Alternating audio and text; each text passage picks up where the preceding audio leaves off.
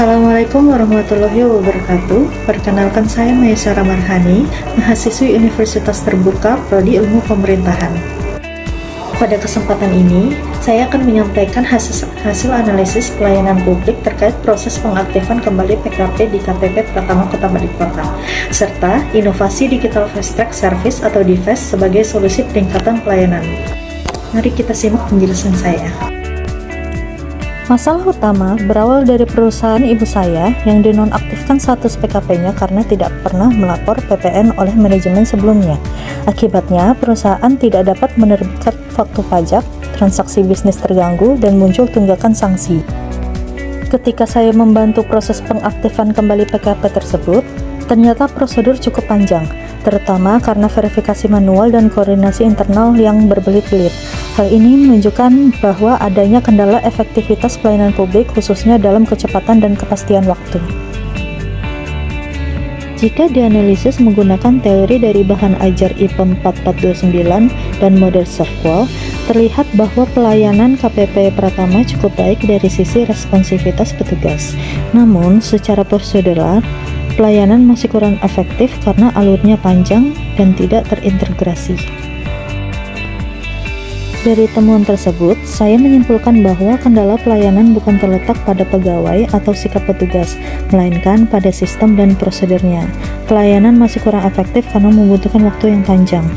Oleh karena itu, peningkatan kualitas pelayanan tidak hanya mengandalkan SDM, tetapi membutuhkan perubahan sistem melalui digitalisasi, integrasi data, dan penyederhanaan prosedur. Beberapa solusi awal antara lain penyederhanaan prosedur administrasi, integrasi sistem digital DJP, pendampingan wajib pajak, dan penetapan standar waktu pelayanan. Solusi awal inilah yang menjadi dasar pengembangan ide inovatif saya yang lebih komprehensif, yaitu konsep Digital Fast Track Service atau DFAST. DFAST adalah sistem pelayanan digital yang saya kembangkan sebagai solusi inovasi. Tujuannya adalah mempercepat proses pengaktifan PKP melalui verifikasi otomatis, integrasi data, dan jalur cepat bagi wajib pajak yang beretikat baik.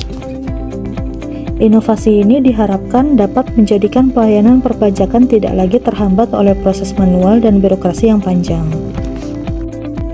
Terdapat 3 fitur utama DFAST. Yang pertama, verifikasi otomatis antara e-billing, e-registration, dan e-form sanksi sehingga tidak perlu pemeriksaan berulang. Yang kedua, pelayanan diferensial digital berupa Fastlane untuk wajib pajak yang kooperatif. Yang ketiga, dashboard kolaboratif antar unit agar semua seksi di KPP Pratama dapat memonitor kasus secara real-time tanpa harus menunggu koordinasi manual. DFAST didukung oleh teori pelayanan publik modern yang menekankan adaptivitas, responsivitas, dan akutabilitas. Inovasi ini juga sejalan dengan model SERVQUAL, di mana kendala daya tanggap dan jaminan pelayanan dapat dicapai melalui teknologi digital. Dengan demikian, DFAST tidak hanya sekedar sistem, tetapi implementasi langsung dari teori manajemen pelayanan publik. Implementasi DFAST dilakukan melalui beberapa tahap, mulai dari audit kebutuhan sistem, pengembangan modul digital, uji coba terbatas, pelatihan pegawai, hingga implementasi penuh. Keterlibatan berbagai unit seperti DJP Pusat, Kanwil, unit TI, dan wajib pajak sangat penting karena sistem ini bersifat lintas unit. Jikalau uji coba berhasil, sistem dapat direplikasikan ke seluruh KPP di Indonesia. Tentu saja, setiap inovasi memiliki hambatan. Integrasi sistem lama membutuhkan kesiapan teknis dan keamanan cyber. Tingkat literasi digital pegawai juga tidak sama, sehingga perlu adanya pelatihan. Birokrasi yang sudah terbiasa dengan prosedur lama mungkin menolak perubahan. Selain itu, regulasi tentu perlu disesuaikan untuk mengizinkan otomatisasi. Namun, semua hambatan ini dapat diatasi melalui pelatihan, revisi kebijakan, dan pengawasan teknologi yang ketat. Jika diimplementasikan, DIVES akan memberikan dampak positif yang luas.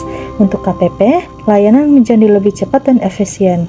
Untuk wajib pajak, proses pengaktifan PKP menjadi jelas, mudah, dan tidak memakan waktu. Dan bagi pemerintah, digitalisasi seperti ini akan meningkatkan kepatuhan pajak dan mendukung agenda reformasi birokrasi nasional.